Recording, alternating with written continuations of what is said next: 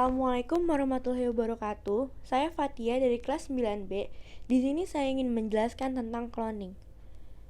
Cloning berasal dari kata Yunani kuno, klon, yang berarti ranting atau cangkokan. Dalam bahasa Inggris, klon atau klona digunakan untuk menyebut sekelompok makhluk hidup yang dilahirkan tanpa proses seksual. Istilah klon pertama kali diusulkan oleh Herbert Weber pada tahun 1903. Cloning dapat dilakukan dengan transfer gen, transfer embrio, dan transfer inti.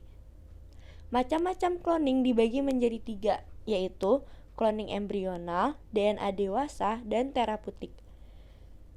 Cloning embrional adalah teknik yang dilakukan untuk memperoleh kembar identik, meniru apa yang terjadi secara alamiah.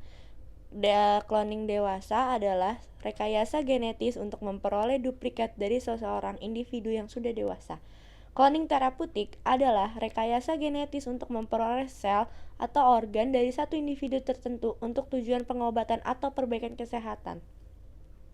Cloning pada tumbuhan, nama lain cloning pada tumbuhan adalah kultur jaringan, yaitu suatu teknik yang mengisolasi sel protoplasma yang menumbuhkan bagian tersebut pada nutrisi dan mengandung zat pengatur tumbuhan tanaman pada kondisi aspetik, sehingga bagian tersebut dapat memperbanyak diri dan bergenerasi menjadi tanaman sempurna kembali.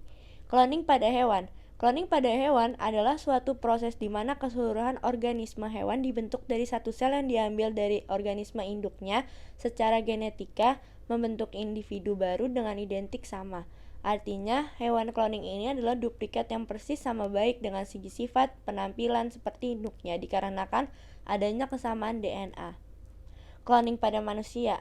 28 Desember 2002 digemparkan oleh berita kelahiran bayi berjenis kelamin perempuan hasil cloning manusia pertama di dunia, tepatnya di Bahama.